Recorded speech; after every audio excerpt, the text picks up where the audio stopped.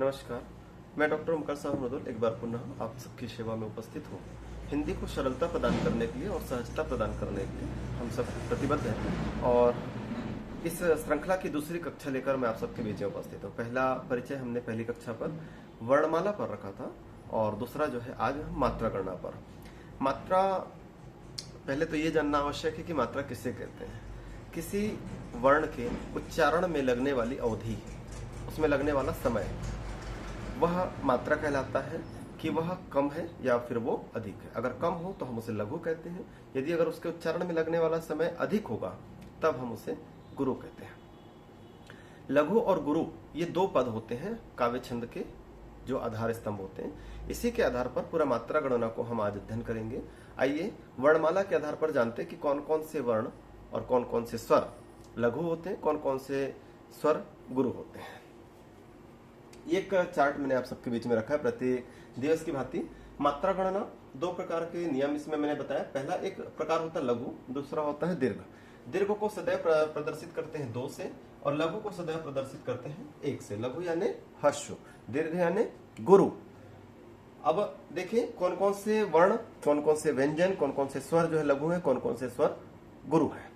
आइए देखते हैं। 4 प्रकार के स्वर ये लघु होते हैं, इनका मात्रा भार सदैव 1 होता है। जैसे मैंने आपको लिखा है यहाँ पर अ, ई, उ, री। उच्चारण करके देखें, अ, ई, उ, री, बहुत कम समय। उसी प्रकार से देखें, इसमें लगने वाला समय कम है इसलिए हम इसको लघु मात्रा में रखे हैं। यहाँ पर देखें स्वर में, दीर्घ में क्या होता है कि आ, ई, उ लगने वाला समय जो है ज्यादा है, तो हम इसको 7 प्रकार के मात्राओं को जो है हमने कहां पर रखा है, इसके गुरु में रखा है। अब देखिए अनुस्वार। अनुस्वार जो होता है जिसको हम चंद्रबिंदु के रूप में कहते हैं या चंद्रबिंदु कहते हैं, तो इसे हम अनुस्वार के नाम से जानते हैं और इसका मात्रा भार भी सदैव 1 होता है। 33 प्रकार के व्यंजन ये सभी लघु होते हैं। 33 प्रकार के व्यंजन जो मैंने आप सभी से कहा था, जिसमें आपने देखा क वर्ग जिसके 5 वर्ण होते थे, क, ख, ग, घ और अंगा। इस प्रकार से च वर्ग, इसी प्रकार से ट वर्ग, इसी प्रकार से त वर्ग और इसी प्रकार से प वर्ग। आपने देखा 5 वर्ग, पांचों वर्ग के 5-5 वर्ण अर्थात 25 वर्ण हो चुके हैं। फिर उसके पश्चात हमने देखा था उसमी व्यंजन। उसमी व्यंजन में भी हमने 4 देखा था। अंतहस्थ व्यंजन जिसमें य, र, ल, व देखा था, ये 4 व्यंजन ये भी लघु होते हैं। उसमी व्यंजन हमने देखा था श, श, स और ह, ये भी 4 जो है ये भी लघु होते हैं। अंत में आता हमारा, छूट जाता है जो संयुक्त व्यंजन। संयुक्त व्यंजन इसका मात्रा भार भी सदैव स्वतंत्र रूप में 1 होता है, लेकिन इसके कुछ अलग से नियम है, इसीलिए मैं इसको आपके कोष्टक में डाल दे रहा हूं। ध्यान रखिएगा, आगे चलकर इसको बताएंगे क्यों। और अब देखिए गुरु में हमने 7 देखा था, 2 और देखेंगे जिसे हम अयोगवाह कहते हैं। अयोगवाह, इसमें हमने देखा था, इसको कहते हैं अनुस्वार, अम की मात्रा जिसे हम कहते हैं, और दूसरा होता है आहा की मात्रा या इसे हम विसर्ग कहते हैं। ये दोनों भी गुरु होते हैं, तो 7 और ये 2 9। इस प्रकार से देखेंगे 2 तो 7 और 2 9 हो गए, 9 4 13, 13 और 33 आपके व्यंजन हो गए, 46 हो गए, 46 और 4 संयुक्त व्यंजन 50, 2 द्विगुण व्यंजन 52। इस प्रकार से वर्णमाला क्रम पर हम इसे देखेंगे तो ये हमारा मात्रा गणना का नियम को निरूपित कर देता है। अब ध्यान दीजिए कि कोई व्यंजन अगर लघु स्वर के साथ जुड़ा, क अगर लघु स्वर के साथ जुड़ जाता तो लघु मात्रिक हो जाता। अगर वही क गुरु मात्रा के साथ में, गुरु स्वर के साथ में जुड़ जाता तो वो गुरु मात्रिक हो जाएगा। पहले क्या हमने पढ़ा था, वर्णमाला में गुरु वर्ण हो जाता था और आज हम पढ़ रहे गुरु मात्रिक हो जा रहा है। यह अंतर है इसमें। आइए देखते हैं इसी आधार पर, और कुछ अन्य नियमों को भी जानना आवश्यक है तो उस पर भी हम प्रकाश डालते हैं, उसका भी अध्ययन कर लेते हैं।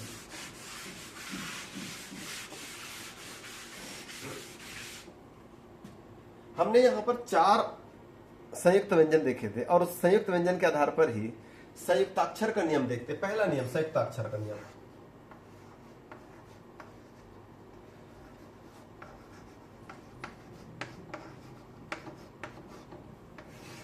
संयुक्ताक्षर किसे कहेंगे, जहां पर 2 वर्ण आपस में आए और 2 वर्ण आपस में आकर मेल कर जाए, इसे हम कहते हैं वर्णों का संयुक्त होना, या उस पर संयुक्ताक्षर जो हम कहते हैं उसको, ये हम कहते हैं कि संयुक्ताक्षर आकर आपका जुड़ गया है। यहाँ पर संयुक्ताक्षर को देखें बहुत से प्रकार के संयुक्ताक्षर होते हैं। हमने वर्णमाला में 4 ही देखे थे, अब चारों को देखते हैं क्या क्या है।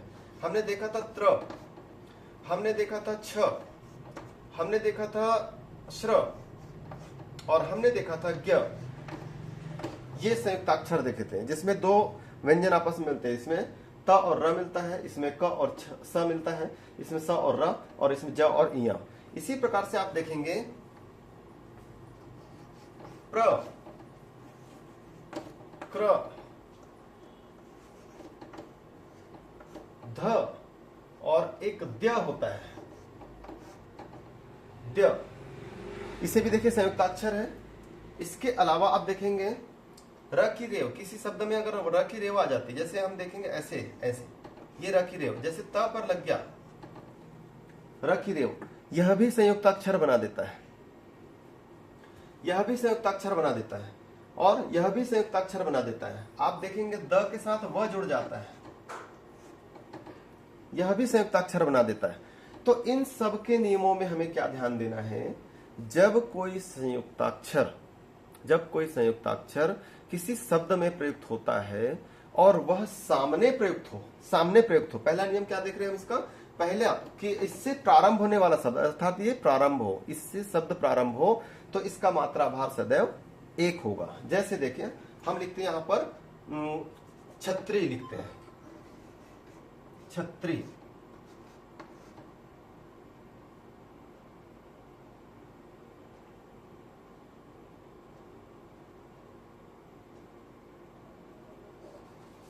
समझ आ रहा हूं। श्रम, एक शब्द मैंने लिखा आपके बीच में श्रम, ये श्रम है, संयुक्ताक्षर है, प्रारंभ में है। जब ये प्रारंभ में होगा तो इसका मात्रा भार 1 होगा। लेकिन यही श्रम, यही श्र संयुक्ताक्षर अगर बीच में आ जाए, बीच में आ जाए, अब देखिए बीच में आ जाए, तब यहां पर इसका दूसरा नियम लागू हो जाता है कि अपने पूर्व में आने वाले लघु व्यंजन को ये गुरु कर जाते हैं। ये सभी संयुक्ताक्षर अपने पूर्व में आने वाले व्यंजन को, लघु व्यंजन को गुरु कर जाते हैं, लघु व्यंजन को। यहां पर इसे ध्यान दीजिएगा। तब इसका मात्रा भार क्या हो जाता, 1 और र का मात्रा भार हो जाता 2 और श्रम का मात्रा भार 1 और 1 हो जाता। यह हमारा नियम हो गया। अगर दूसरा आगे का नियम देखें इस पर, इन्हीं संयुक्ताक्षर में अगर संयुक्ताक्षर अगर गुरु अवस्था में होता तब क्या होता, तो हमें गुरु अवस्था पर भी उसे देखना होगा कि इस पर अगर आता तब इसका मात्रा भार क्या होता। तो गुरु अवस्था पर भी देखते हैं।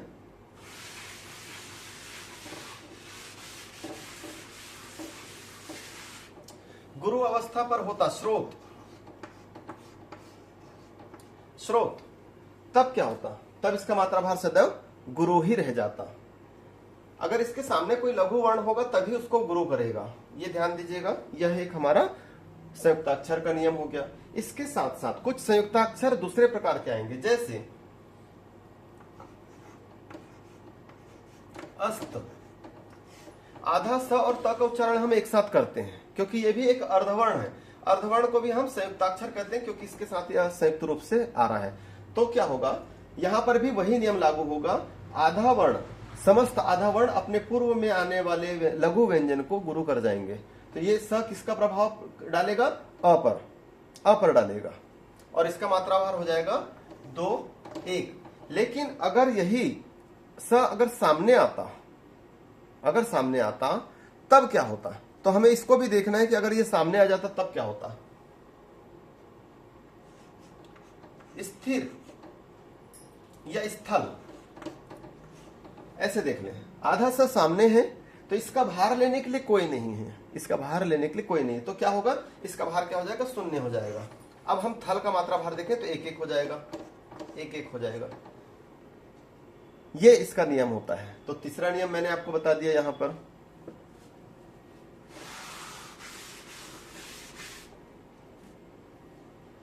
आगे चलते हैं और देखते हैं इस पर। जैसे हमने अभी संयुक्ताक्षर के नियम देखा, संयुक्ताक्षर में और भी नियम देखते हैं कि संयुक्ताक्षर के नियम कैसे चलते हैं और उस पर किस प्रकार से हम आगे बढ़कर और भी नियमों को पढ़ सकते हैं। किसी संयुक्ताक्षर में अगर एक शब्द है, इस पर मैंने क्या किया, लघु मात्रा लगाया, तब क्या होगा इसका मात्रा भार, यह भी जान ले। अगर इसका मात्रा भार स्वतंत्र रूप में 1 होता है, अगर इसमें हम लघु मात्रा लगाएंगे तो इसका मात्रा भार 1 ही रहेगा, तब इसका मात्रा भार क्या हो जाएगा, 1 हो जाएगा। अगर हम इसे ऐसे करते श्राव्य, तब इसका मात्रा भार क्या होता है, क्योंकि गुरु अवस्था में है तो गुरु अवस्था में इसका मात्रा भार 2 और यह का मात्रा भार 1। इस प्रकार से इसका मात्रा भार निरूपित करते हैं। आइए, हमने संयुक्ताक्षर का नियम भी देखा। इस संयुक्ताक्षर के अपवाद को नियम देखते हैं। संयुक्ताक्षर का अपवाद नियम,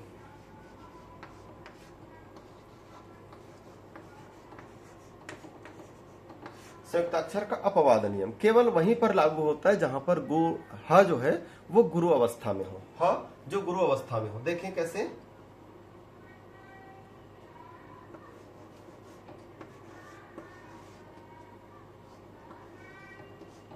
मल्हार, एक शब्द मैंने लिखा आपके बीच में, मल्हार।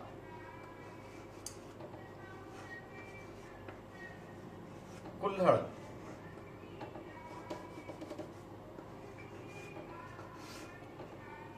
और एक कुल्हाड़ी ले लें।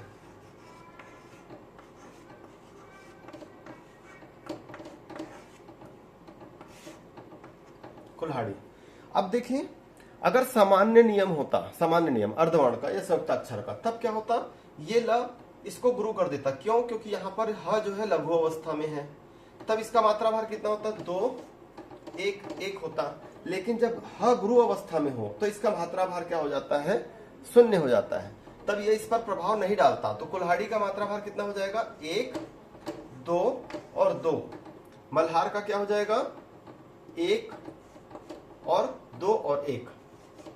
ऐसा इसीलिए होता है जब हम ह गुरु अवस्था में होता है तो इसके सामने आने वाला अर्धवर्ण ह के उच्चारण में समाहित हो जाता है। वह अपने पूर्व में आने वाले व्यंजन पर भार नहीं डालता, उसका भार उस पर प्रदर्शित नहीं होता। इस कारण से यहाँ पर ये अपवाद का नियम लागू होता है। ध्यान दीजिएगा, कुल्हड़ मैंने बता दिया, मल्हार बताया, कन्हैया होता है, कान्हा होता है ना। ये सब शब्दों को ध्यान रखिएगा। अब संयुक्ताक्षर के अपवाद का नियम देखिए। एक अपवादों के अपवाद का भी नियम है, वह भी मैं आपके जानकारी के लिए रख देता हूं। इसको कहते हैं हम अपवादों के अपवाद का नियम।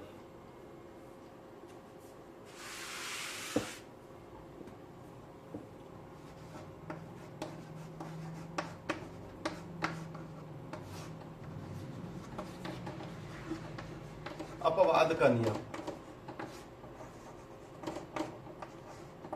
ये हमेशा कहां पर लागू होता है, जहां पर ह गुरु अवस्था में हो।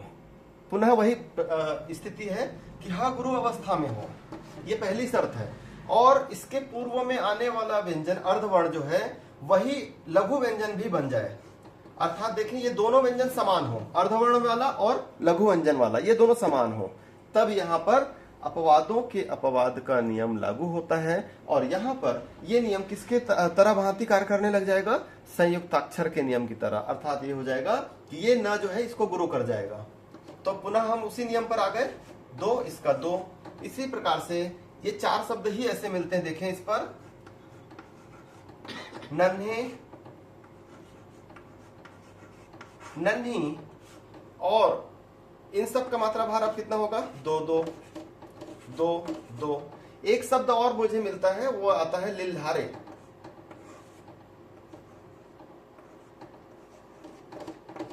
लिल्हारे, ये यहां पर भी देखिए ल लघु है और वही ल अर्धवर्ण के रूप में है, तो ह पे क्या करेगा, ये मात्रा, इस पर प्रभाव क्या होगा, अपवादों के अपवाद का नियम लागू हो जाएगा और ये हो जाएगा 2 2 2 2 2 2। इस प्रकार से आपके मात्रा गणना के सभी नियम मैंने आप सबके बीच में रख दिया है। संयुक्ताक्षर के नियम को बहुत विशेष रूप से आप ध्यान दीजिए। मैंने बताया था कि संयुक्ताक्षर अपने पूर्व में आने वाले व्यंजन को गुरु कर जाते हैं, इसे ध्यान दीजिएगा। अपवाद का नियम मैंने आप सबके बीच में रखा। अपवादों के अपवाद का नियम मैंने आपको बता दिया। किसी लघु व्यंजन में लघु मात्रा जुड़ जाए तो उसका मात्रा भार 1 हो जाएगा, और किसी व्यंजन में जब गुरु मात्रा जुड़ जाए तो उसका मात्रा भार गुरु हो जाएगा। आप सभी का बहुत बहुत धन्यवाद, बहुत बहुत साधुवाद। आप सभी ने बहुत प्रेम से, शालीनता से सुना और आशा करता हूं कि अगर ये वीडियो आपके कहीं ना कहीं आपके लिए लाभप्रद हो, आपके लिए फायदेमंद हो, तो निसंकोच इसे सब्सक्राइब करिए और मुझे सब्सक्राइब करके आशीर्वाद दीजिए। अगर आप ये सारी चीजें सीखना चाहते हैं, इस प्रकार से अगर सीखना चाहते हैं, तो हमारी कक्षा जो है छंद जागरण बालशाला के नाम से है। इस पर आप सादर आमंत्रित है और स्वागत है आप सभी का। आप किसी भी छंदशाला पर जाकर सीख सकते हैं, आपकी स्वेच्छा है। किंतु अगर आप मुझसे सीखना चाहते हैं तो छंद जागरण बालशाला में आपका स्वागत है, और अगर अन्यत्र आप सीखना चाहेंगे तो वहां पर भी आपका स्वागत है। बहुत बहुत धन्यवाद, बहुत साधुवाद आप सभी का। अगले वीडियो की प्रतीक्षा में आप सबके बीच में अगला वीडियो अगले अंक के साथ में।